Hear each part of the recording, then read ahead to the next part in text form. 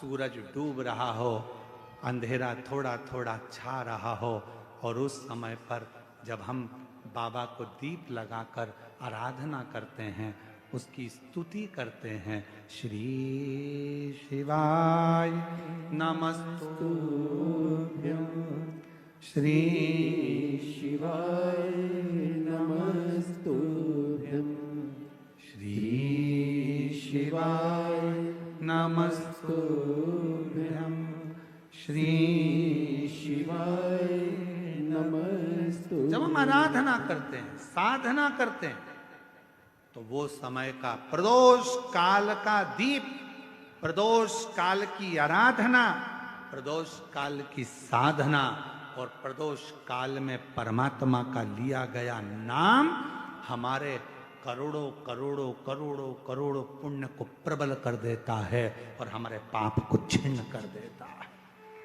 हमारे पाप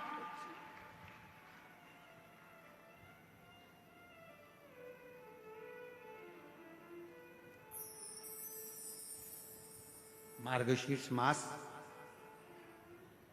ये 2 तारीख तक कथा चलेगी और उसी के बाद में मार्गशीर्ष मास भी विराम पर आ जाएगा। पर ये कथा 2 बजे से 5 बजे तक आपको मिल रही है, कहीं ना कहीं आपकी पुण्याई है। 5 बजे धीरे धीरे धीरे धीरे धीरे धीरे 5 बजे के बाद थोड़ा थोड़ा अंधेरा होना प्रारंभ होता है और दोनों का मिलन होता है। और उस समय पर आप शिव महापुराण में बैठकर जब बाबा से आराधना कर रहे होंगे तो जरा विचार करिएगा कि इस मार्गशीर्ष मास में कितना कितना पुण्य तुम्हारी जिंदगी में प्राप्त हो रहा होगा। कितना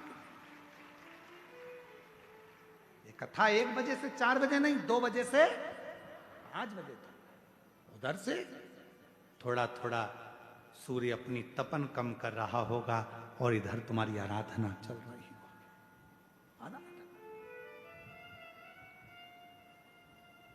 और जब आप कथा पूरी श्रवण कर कर, आरती कर कर, भूमि को नमन कर कर, वहां की मिट्टी को अपने मस्तक पर लगाकर, हृदय को लगाकर जब बाबा से प्रार्थना कर कर जाओगे, नित्य है कि प्रदोष समय की ये आनंदमय पल आपकी जिंदगी को बदल कर रख देंगे और आपको संपदावान।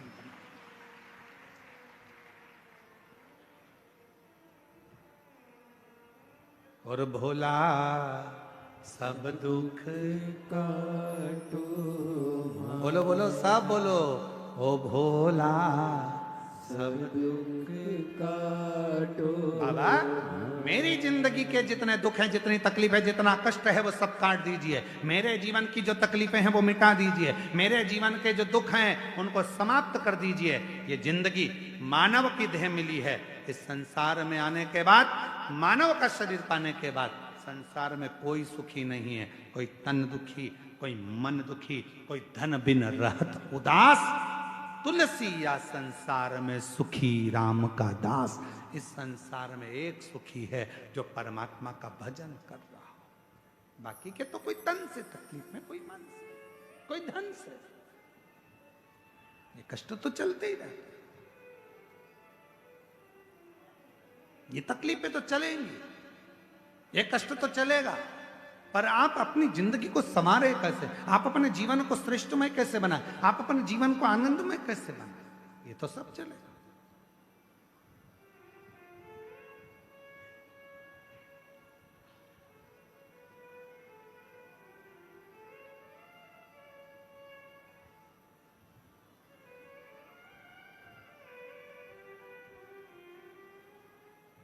महाराज देवराज नाम का ब्राह्मण कुल में जन्म लेने के बाद कभी अच्छा कर्म नहीं, और परिवार अच्छा था, पत्नी अच्छी थी, बच्चे अच्छे थे, पर स्त्री का संग पकड़ लिया, एक पर नारी का संग पकड़ लिया। अब पर नारी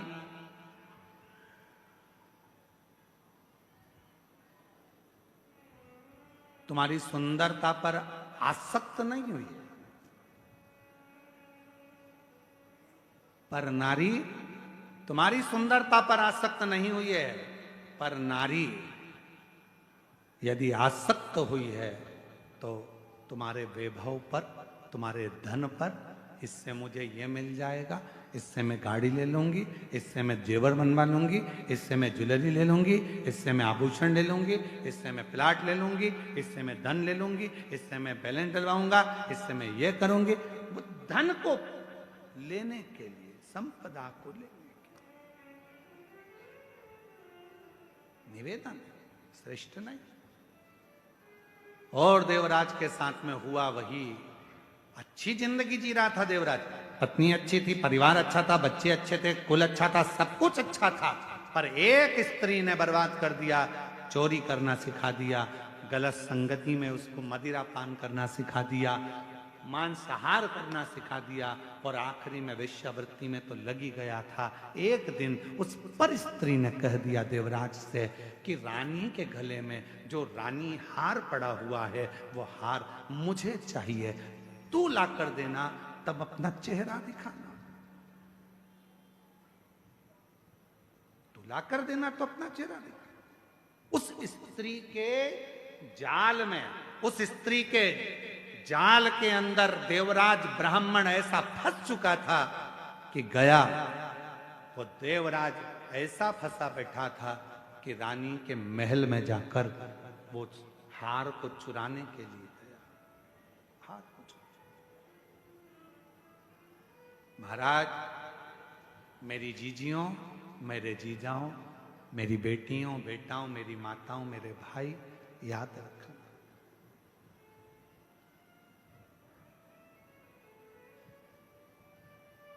रिमोट अपने हाथ में रखो। टीवी का रिमोट दूसरे के हाथ में होगा तो वो चैनल चेंज करता रहेगा।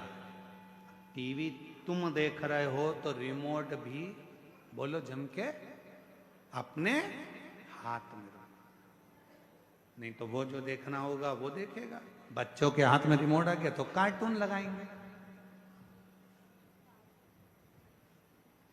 फिर किसी के हाथ में रिमोट आ गया तो वो न्यूज चैनल लगा देगा, और आपके हाथ में रिमोट आ गया तो आप शिव महापुराण की कथा ढूंढ कर लगा दोगे, जिससे मेरे परिवार का और घर का उद्धार होता है।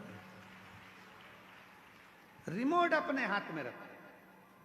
और आजकल तो लोग मकान भी बनाते हैं। आप लोगों के घर में भी, जिन जिन के घर में नया मकान बना होगा, नया कमरा बन रहा होगा, नया मकान बन रहा होगा, वो बड़ी समझदारी से मकान बनाते हैं। साहब फर्नीचर वाला पूछता है, क्यों साहब पलंग कहाँ बनाना है? तो कहा पलंग ऐसी जगह बनाना जहां पर सारे स्विच बोर्ड, लाइट का फंक्शन पूरा वहीं पर लगा हुआ हो। बोलो सही है कि गलत है?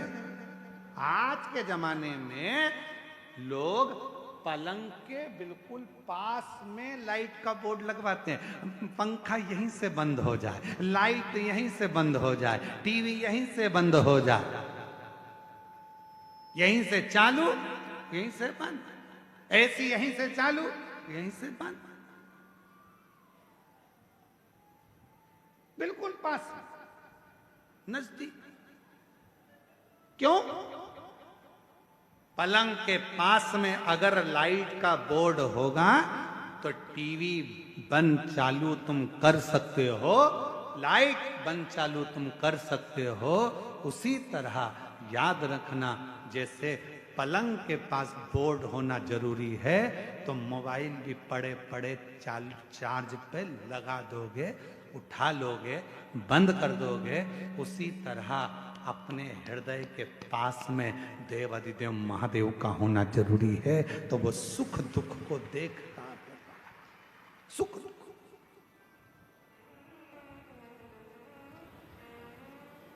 भगवान देव अधिदेव महादेव, बाबा विश्वनाथ, करुणा करने वाले कृपालु दयालु भगवान शिव की पवित्र कथा कर देवराज रानी के हार को चुरा कर लाया। शरीर में ताप पड़ने लगा। चोरी के धन को लेकर भगवान शंकर के मंदिर में पहुंच गए। शाम का समय था। कई लोगों के मन में आता है कि प्रार्थना और आराधना का जो समय होता है उस समय पर भूलवश भी यदि कोई व्यक्ति भगवान के मंदिर तक, शिवालय तक, कथा तक पहुंच जाता है तो निश्चित है उसका फल उसको प्राप्त होता ही। और वही हुआ।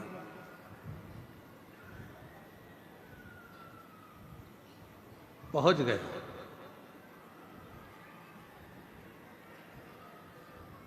वो देवराज ब्राह्मण जो चोरी का धन लेकर चला था वो लेकर वो शिवालय तक पहुंच गया। शरीर में ताप था, बुखार आ रहा था, ठंड लग रही शरीर में, ताप पड़ गया। धन लेकर पहुंचा, बैठा था शिवालय में।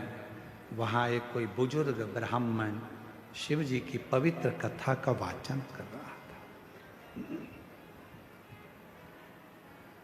शिव कथा चल, शिव महापुराण की कथा में वर्णन किया गया है महत्तम में, अगर कोई भूल से भी शंकर की कथा तक पहुंच जाता है, भूलवश भी किसी को छोड़ने गया, लेने गया, भूलवश भी यदि शिव महापुराण की कथा तक यदि वो पहुंच जाता है, शिव महापुराण की कथा कहती है उसके दरवाजे पर पहुंचकर शिव उसका उद्धार कर देते हैं, उसका कल्याण कर देते हैं।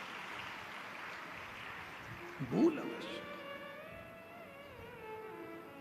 और मैंने तेरे ही भरोसे भोले, तेरे ही भरोसे हवा बिच उड़ती जावांगी, बाबा डोर तो छड़ी ना में कटी जावांगी। कई लोग कहते हैं गुरुजी हमारा बुरा वक्त आया तो हमारे रिश्तेदारों ने साथ छोड़ दिया, रिश्तेदार बदल गए। हमारा थोड़ा सा व्यापार डाउन गया गुरुजी, हमारे परिवार के लोग बदल गए। अच्छा आपसे पूछें, जरा उत्तर देना कांकेर वालों, सब लोग, बुरा वक्त आया तो रिश्तेदार बदल गए, बोलो बदले कि नहीं बदले? बुरा वक्त आया तो अपने बदल गए, बदले कि नहीं बदले? जब रिश्तेदार बदल गए, घर के लोग बदल गए, तो थोड़ा समय का इंतजार करो, बुरा वक्त भी जरूर बदलेगा, ये निश्चित है। बुरे वक्त में जब रिश्तेदार बदल जाते हैं, बुरे वक्त में जब अपने बदल जाते हैं, बुरे वक्त में जब सगे बदल जाते हैं, तो थोड़ा सा इंतजार करना, शिव जी को एक लोटा जल चढ़ाते रहना, बुरा वक्त भी एक दिन जरूर बदल कर ही रहेगा, ये निश्चित होगा। अभी लोग ताना देते हैं, गाली देते हैं, तेरा पति ऐसा, तेरी पत्नी ऐसी, तेरे रिश्ते ऐसे, तेरे नाते ऐसे, बताओ तेरे पति ने यह कर दिया, तेरी पत्नी ने यह कर दिया, तेरे बेटे ने यह कर दिया, तेरे बेटी ने यह कर दिया, तेरे रिश्तेदार ने, लोग ताने देते हैं, रिश्तेदार भी ताने देते हैं, कुटुंब भी ताने देते हैं। एक समय ऐसा आएगा सब बुरे होंगे तो भी तेरे आगे भी लोग हाथ जोड़कर खड़े होंगे, जब शंकर करुणा करेंगे, जब शिव कृपा, जब शिव दया। और तेरी कृपा का क्या है भरोसा, कब किस पर हो जाए जरा सी हम पर कर दो। होता है, समय बदलता है, ऐसा समय बदलता है कि लोगों के समझ में नहीं आता कि इस समय का हो क्या रहा, हो क्या, ये बदल कैसे, कैसे बदल?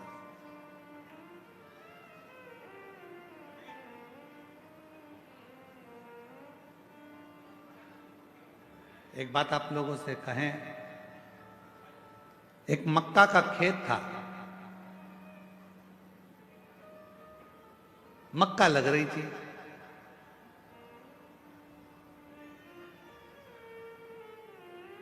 मक्का बोने वाला जो किसान था, मालिक, वो ध्यान रखता था पूरी फसल का। कभी कभी बंदर आ जाते थे तो उनको भगा देता। अब एक दिन मक्का लग रही है खेत में, और मक्का लगाने वाला जो मालिक था, भगाने वाला जो मालिक था, वो मर गया। सारे बंदरों को मालूम पड़ गया कि वो मालिक मर गया। बंदर सारे खुश हो गए, मालिक मर गया, खूब मक्का खाओ, खूब खेत मचाओ, खूब खेत बर्बाद करो। उसी में एक चतुर बंदर बैठा था, उसने कहा, अब मचा कर और खाकर करोगे क्या? आज तो मचा लोगे, खा लोगे, पर उस खेत को बोने वाला, फसल लगाने वाला ही, फसल लगाने वाला ही जब मर गया तो आने वाले साल में न मक्का लगेगी, न खेत बुआएगा, तो फिर मक्का कहाँ से खाओ?